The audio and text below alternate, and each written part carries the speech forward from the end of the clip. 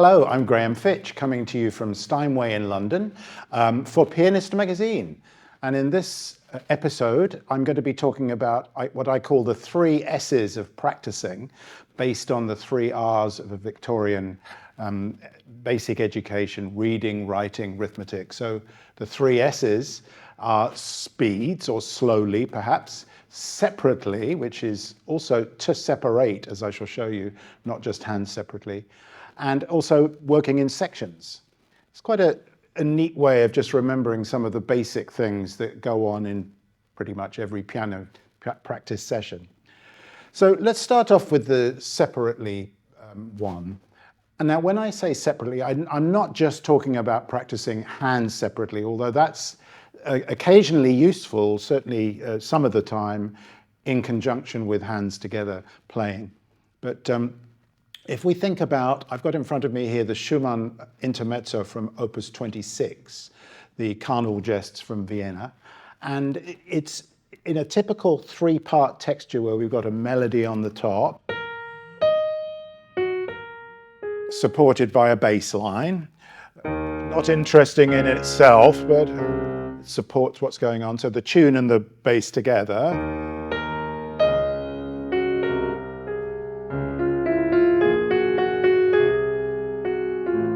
So what I've done is I've separated out the top and the bottom elements, but I have omitted the middle, which is the accompaniment, the kind of turbulent inner part.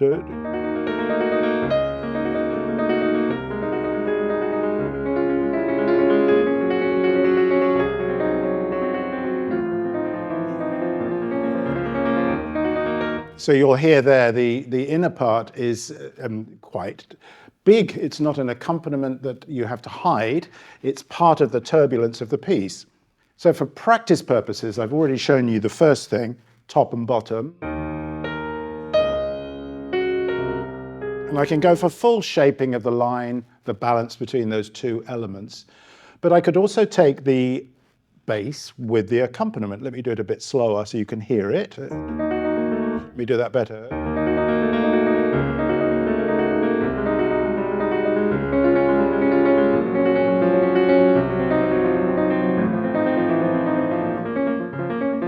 And because I'm practicing, I could occasionally do that without the pedal, just to hear how even or otherwise I am.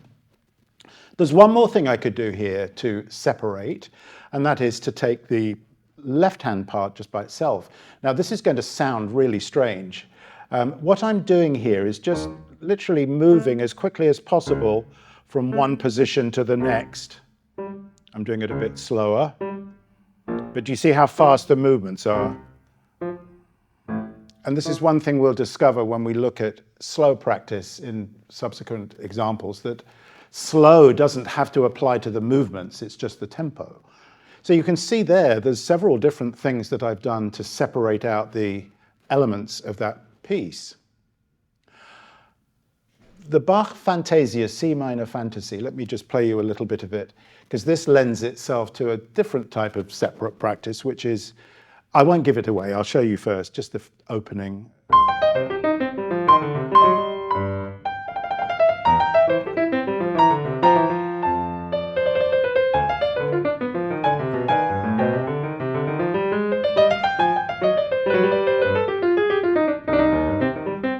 And so on, really energetic piece. So if I trace the zigzag elements, what comes down in the right hand, you see how the left hand picks up on that and follows through the phrase like a kind of cross, because I can do the same with the other element. And in my listening, I can listen maybe to one, perhaps the 16th notes, the semiquavers, one time, and then the next time perhaps I could listen to the rocket that goes up. And so another way of practicing, now that happens to work very well musically, but there are other pieces that we could deliberately practice like that, to flick a switch in our brain to go from one hand to the other. One, to the other. You could do it by phrase. You could do it a little bit more mechanically just by the bar or the measure. So another way of practicing separately. Let's come on to one of the other S's, which is slowly.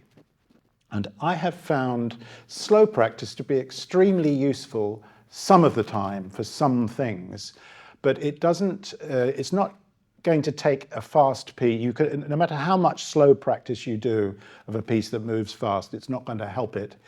Well, it's not going to enable it to be played up to speed. There's different types of practice we need to do for that. But if I take this spot from the famous Für Elisa, Beethoven, from bar 30, where we get all the crazy stuff,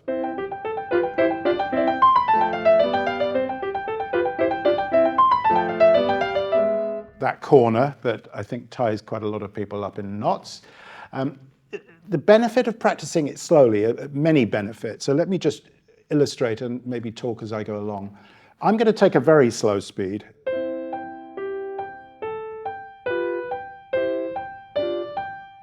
So when I practice it at that speed, I've got full control of evenness, but actually I don't want to be completely even. Maybe I want to be even rhythmically, but I want to feel that line perhaps growing a little bit as I ascend. I also want to make sure that the left hand that underpins isn't too strong. So the left hand a little softer.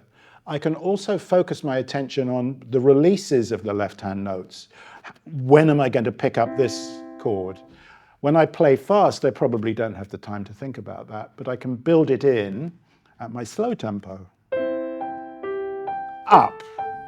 Don't make a big movement like that. I'm just exaggerating. And I was also aware that I could make sure that everything is sounding dead together and releasing dead together in that bar. Same with the next bar.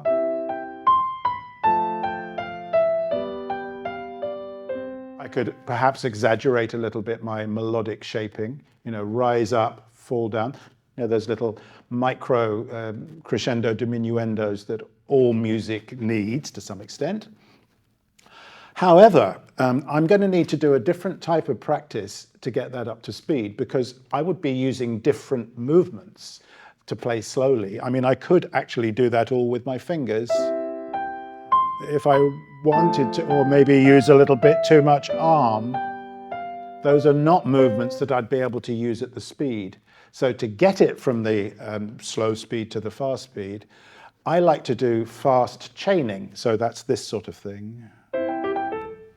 Tiny little snippet of music, and what I'm doing is focusing on what it is that I want to do. I've made a plan. I'm going to play one beat.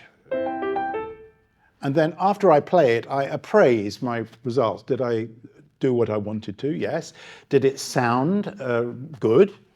Did it feel good in my body? And when I can say yes, then I can move on by perhaps adding a little more. I didn't like the way the left hand stuck out there halfway through the bar. So now when I repeat that, I'm going to have that in mind. Yes, do you see how that process works? And you chip away at that. And as you're chipping away at that, you don't practice slowly for a while. After you have got the reflexes for the speed, then you can go back and do the slow practice occasionally, because as you've seen, it also has value.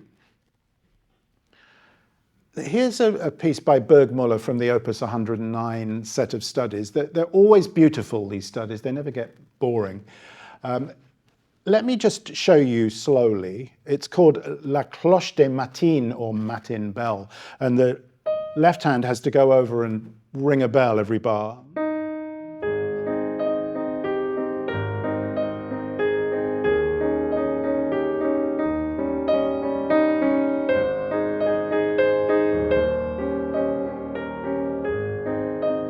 Don't forget to enjoy ringing the bell. It's a pleasurable sensation to play the piano. It should be a pleasurable sensation to play the piano. So I've got this lovely singing line.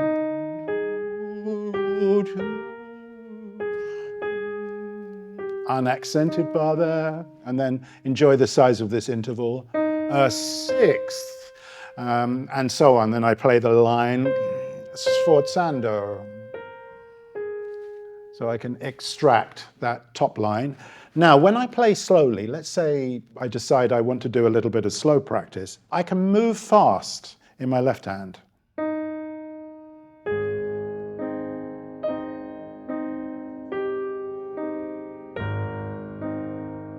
Do you see how fast the movements are? The tempo is really slow. So as a result of the release, I land on the surface of my next key. Similarly here, back to here. And that's a fast movement. So I'm building the reflexes for speed at a slow tempo. And once I've done enough of that, I can forget about it and just enjoy the movement across the keyboard. Another benefit of the slow practice is that I can really listen to the level of tone in my underneath right hand, these accompanimental chords. Just finally, working in sections. So this is the working memory. If we overload the working memory by playing too big of a chunk, what tends to happen is when we get to, say, measure 5 or 6, our brain has forgotten what it felt like to play measures 1 through 4. When we're learning a new piece, it's very useful to break it into really tiny sections. You know, this little section, that little section, join them together. I've got in front of me the Mendelssohn First Song Without Words, the E major. Let's say I'm able to play it slowly.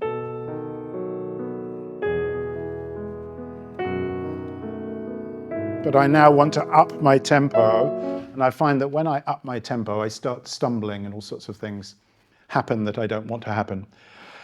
What I can do is to use what I call the floating fermata. So we all know the fermata, this pause sign.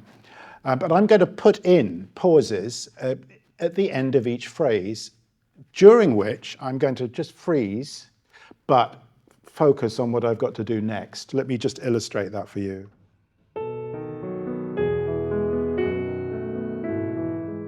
Plan ahead. When I'm ready,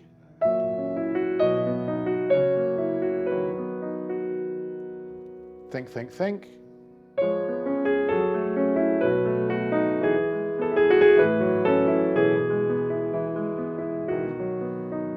So I'm not just sitting there thinking of the bottle of wine I'm going to open in the evening time, which is an alluring thought, but what I'm doing is I'm planning ahead what I'm going to have to do next. And just like when you take a photograph, you know exactly when you can snap the shutter. So I know when I'm ready to move on, and then I can take one more sound bite. And of course, you can make the sections longer or shorter. And when you get good at that, you'll find that you need less time on the fermatas until you don't need any. So I hope anyway, that's given you a few ideas on what you can do in your practice. And thank you so much for watching, and I look forward to seeing you next time.